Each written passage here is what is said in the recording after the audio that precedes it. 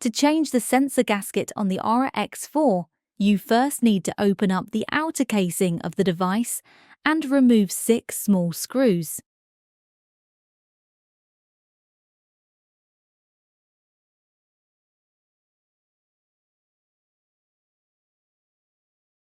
Next, remove the transparent clip that holds the sensor PCB in place.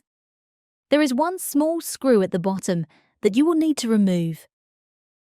Gently remove the sensor PCB from the case.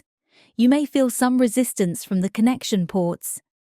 Next, with tweezers, gently lift out the sensor gasket. Take your new gasket and carefully put it back into place.